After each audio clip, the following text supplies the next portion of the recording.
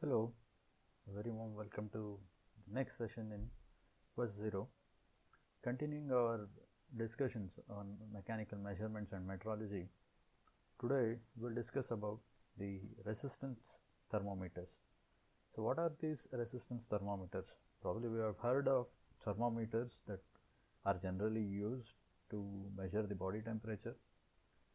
Resistance thermometers are of similar type. They are used for measurement of temperatures, but unlike the conventional thermometers that we have all seen, the mercury thermometer or even your digital thermometers that you use for the body temperature, the resistance thermometers employs a different medium to measure the temperature. So what is that particular medium? As the name itself suggests, it is the resistance. So what resistance are we speaking of? We generally go with the electrical resistance of the conductors. Okay. So what is a resistance thermometer? So as I told you, it is a device which is utilized for measuring the temperature of a particular region. But unlike the other mediums that are used, there are different varieties of thermometers available. The resistance thermometers employs a conducting metal to vary its resistance, and taking note of the resistance of the conductor that has varied, the amount of temperature that has varied is reduced. So, for example, if we consider this is a simple circuit wherein the resistance present is making the, if you connect an ammeter, then it will show the current that is being flown. If you connect an voltmeter, then it will show you the amount of voltage in the circuit. So suppose at present stage the resistance, without subjecting it to any variable temperature, if we take it to be in the room temperature or ambient temperature, if the needle shows so much of reading on the ammeter or the voltmeter, but when it is made to come in contact with a heat source, for example these flames that were shown, then there is either an increase or decrease. It depends. Generally for resistance thermometers, with the increase in the temperature, the resistance also increases. But that is not the case with thermistors. Thermistors, they have semiconductors working, and generally with increase in temperature they have a negative resistance. So let's talk about thermistors in the later sessions or the later videos. Now limiting ourselves to resistance thermometers. So with the increase in temperature at the resistance wire, there is an increase in the resistance, and with it, either if you consider the voltage, then again with the increase in the resistance, the voltage will also increase. But if you consider the current, then with the increase in the current, there is, with the increase in the resistance, the current decreases. So depending upon the device that you have connected, you will see a particular reading. So why does this happen?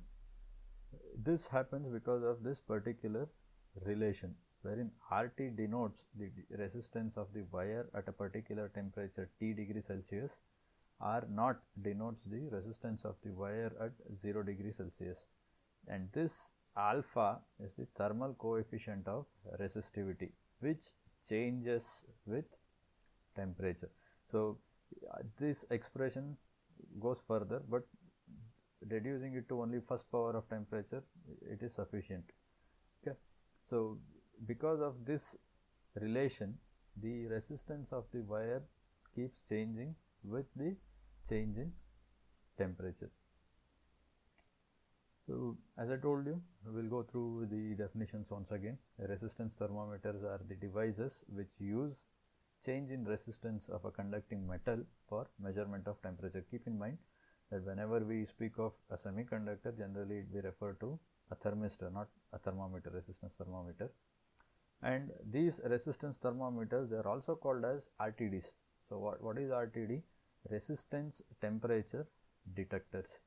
And generally, since there are many metals that are eligible for usage as resistance thermometers, for example, nickel, copper, and sometimes even tungsten, silver, iron, along with platinum, they could be used, but because of the variation of resistivity with respect to temperature is more linear in platinum, we go with platinum, or platinum is being generally considered for the resistance temperature detectors. So they are also called as PTDs, wherein P refers to platinum temperature detectors, or if you are in terms of building circuits and something and you want a sensors, then you need to refer them as PT100 sensors. So as I told you, copper, tungsten, nickel, platinum, they all show a small increase in resistance with temperature, but as I told you, the variation in resistance with respect to temperature is more linear in platinum, and hence we go with the usage of platinum for building the RTDs.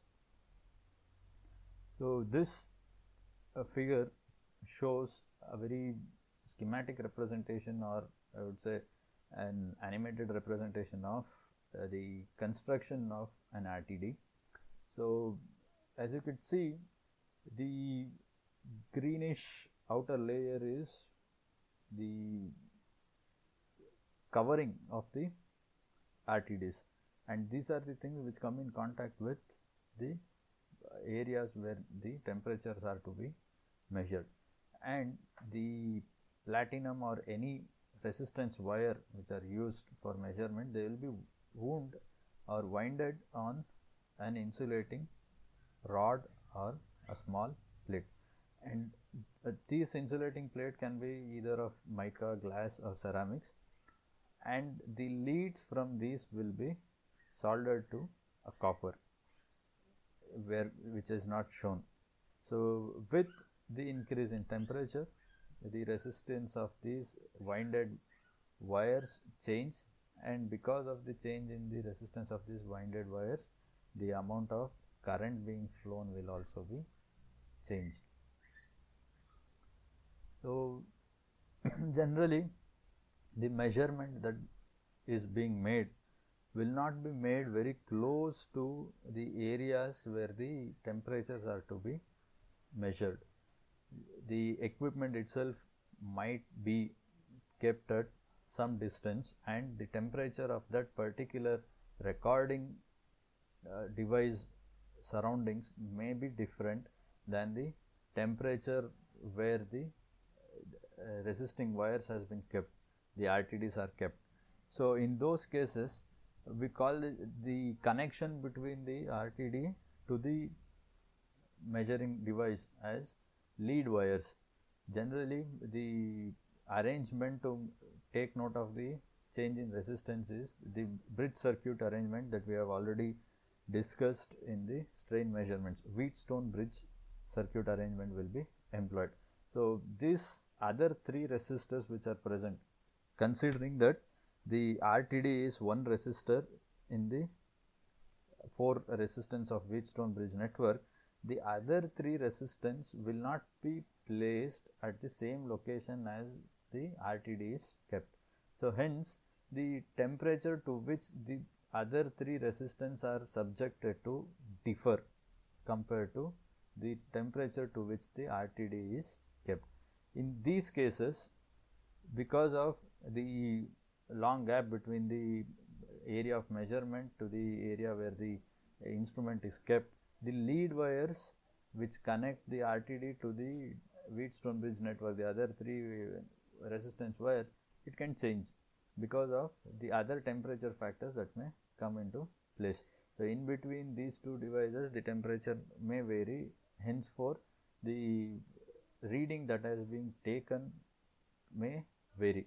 So in order to compensate for this lead resistance errors, 2 methods are most popularly applied.